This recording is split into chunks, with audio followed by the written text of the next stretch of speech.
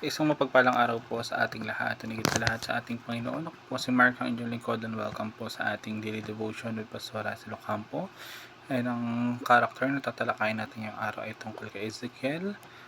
Ang topic natin is about the secret every faithful must learn. Sa scripture naman po, ito po yung matatagpuan sa Ezekiel chapter 2 verses 8 to 9. Sabi po dito, Ezekiel, anak ng tao, pakinggan mo ang sinasabi ko sa iyo. Huwag kang tutulad sa kanila na naghimagsik sa akin. Ngumanga ka, kainin mo ito, nang ako'y tumingala, may isang kamay na nag-abot sa akin ng isang kasulatan. Inilalagda nito at nabasa ko sa magkabila ang mga panaghoy, pagdadalamhati at paghihirap. Sa ating katuruan, unang-una, God's word must be digested.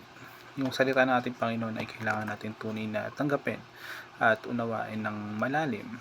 Hindi lamang basahin o pakinggan ng mabilisan tulad ng pagkain. Kailangan natin din itong tunawin at isip-sip ng puso, ng ating mga puso at isipan upang magbigay ng lakas at buhay sa atin. Hindi sapat na alam lang natin na yung nilalaman nito, kundi dapat natin itong maging bahagi ng ating pagkatao. Pangalawa, God's word must be sweet to us. So yung salita ng ating Panginoon dapat may maging kasiyasiya at mahalaga sa ating paningin higit pa sa anumang bagay sa mundo. Kahit na minsan ay naglalaman ito ng paalala o pagsaway, nagdadala pa rin ito ng pag-asa at pagmamahal mula sa Kanya. Yung taong nagmamahal sa ating Panginoon ay laging nasisihan sa Kanyang mga utos at pangako. Pangatlo, God's word must be embodied. So yung salita natin Panginoon ay hindi dapat manatiling nakasulat lamang sa pahina, kundi dapat natin itong isabuhay ng buong buo. Ibig sabihin nito ay dapat nating ipakita yung katotohanan nito sa ating pamumuhay araw-araw. And yung tunay na pagsunod ay nakikita sa kung paano natin sinasabuhay yung kalooban ng ating Panginoon. Sa ating application number 1 is spend more time digesting God's Word. So, maglaan tayo ng sapat na oras araw-araw upang pag-aralan at pagnilayan ang salita ng ating Panginoon ng masinsinan. Huwag nating madaliin yung pagbabasa, sa halip ay isipin natin kung ano yung ibig sabihin nito at paano natin ito magagamit sa ating pamumuhay.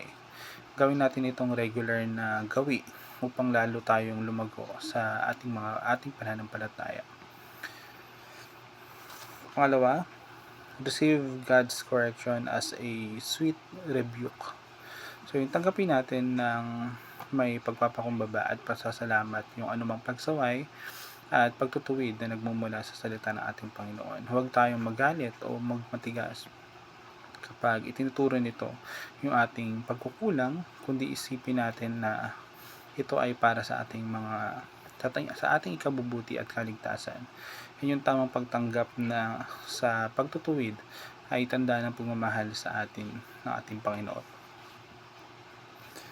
Last natin, embody God's word in your speech and actions. Ay pakita natin yung katotohanan ng salita ng ating Panginoon sa lahat ng ating sinasabi at ginagawa sa harap ng ibang tao. Huwag nating paghiwalayin yung pananampalataya sa ating pang-araw-araw na pakikitungo sa ating mga kapwa. And sa ganitong paraan, magiging buhay na patotoo tayo ng kabutihan at katotohanan ng ating Panginoon.